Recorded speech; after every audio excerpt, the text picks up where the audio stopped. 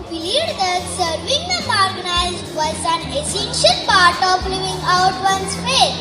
His service to the poor was motivated by the deep devotion to God. His belief in the inherent dignity of every human being. Psalm 138:2 says, I praise your name for your unfailing love and your faithfulness.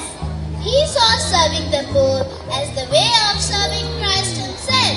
Now let us listen to some quotes read by Saint Louis Marie de Montfort.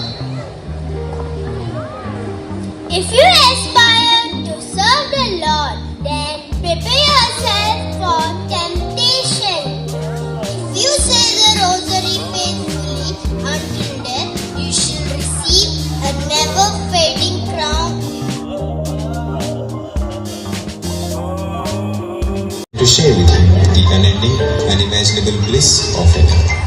Between the years 1399 and 1419, Saint Vincent Ferrer, while preaching at La Chaise in France, foretold that the chapel of Our Lady of Pity will be restored by a man whom the Almighty will bring into the world at a distant day.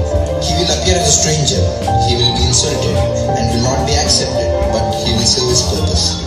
that man did come to La Chaise, almost exactly 300 years later. He was in fact so much like many of the great saints in their special virtues that he indeed was a very special saint himself. He was Saint Louis Marie de Montfort, the greatest of the Granian saints. Was born on January 31st, 1673 to Mr. John Baptist Granian and Mrs. Jenny Robert. On the following day, he was baptized and given the name Louis Marie. Louis Marie displayed extraordinary qualities of virtue even from the early age of 4 years. Taste for prayer is something natural to him.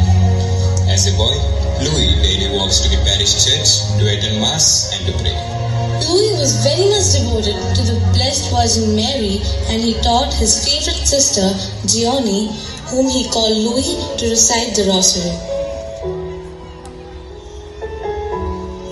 There was a poor student whose clothes were torn and his classmates made fun of him.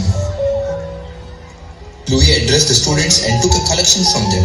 The collection came up only to half of what was needed and to have new clothes.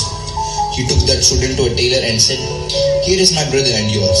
I have made a collection for him in my class and got as much as I could in order to have my new clothes bought. Here it is. If it is not enough, it will be your concern to make up the balance." The tailor, overcome by his sense of charity, did as he was requested. After this incident, the students began to treat Louis with much respect. At the age of 19, Louis Marie decided to pursue his priestly studies at Saint Sulpice Seminary in Paris. He bade farewell to his family and friends at the Bridge of Session on the outskirts of the city Rennes. He refuses to accept a horse given by his family and prefers to walk the whole distance of 365 kilometers from Rennes to Paris. The event takes on great symbolism. Having left all, he crossed the Session Bridge to a new life of total dependence on divine providence. So convinced was he that God is truly his loving father that he gave to the first beggars he met his money, his baggage, and even exchanged his clothes with one of them. With total abandonment, he gave joyful, free expression to his deep desire to live the radical demands of the gospel. He walked to this begging for food and shelter along the way. He arrived at the seminary in Paris, dressed in rags of a beggar. Louis was ordained priest at the age of 27 in the year 1700 on 5th of June.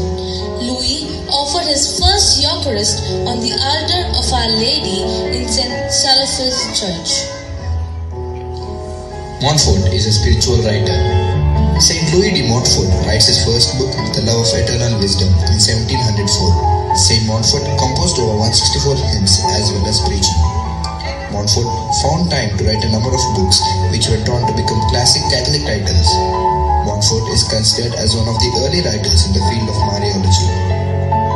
The complete works of Montfort have been published in 4 languages: French, Italian, Spanish, and English.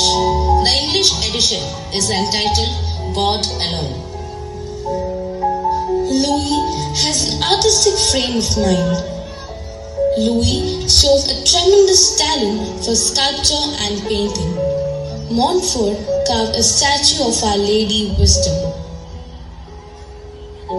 Father Montfort encouraged the praying of the Rosary. An imposing and magnificent procession was held by Montfort. The procession is festive and joyful with hymns, band, colorful banners. All sang litanies of the Blessed Virgin. Montfort takes special care of the poor and organizes the feeding of the poor. He sees Jesus in the poor. One evening, going along the streets, he found a poor man covered with ulcers. He did not wait for the wretch to beg for help. He spoke first, he took him on his shoulders and went in this way up to the missionary's house. The door was closed as it was already late. He knocked and cried out several times, "Open to Jesus Christ." He who came to open the door was very much astonished to see him carrying that poor man. Montfort entered loaded with his precious burden.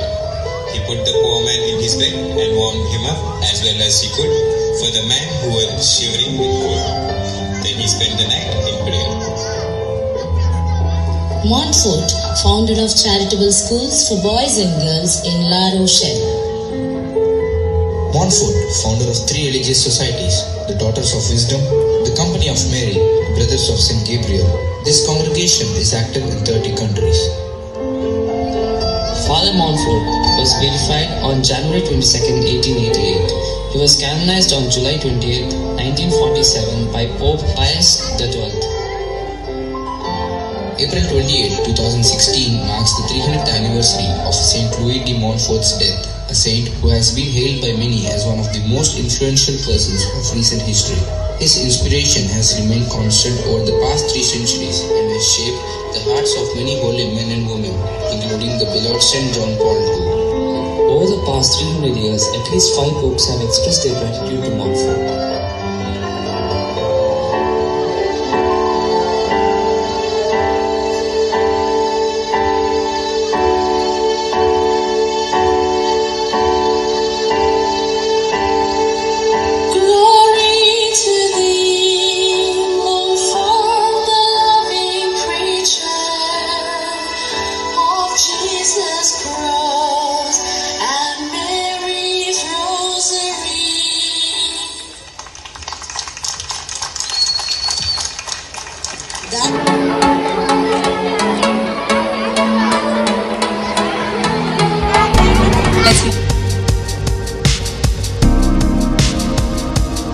On to class 1. From class 1B, Noel Bruce Satter, Chetana, Ivan, Kaushika, Nishita.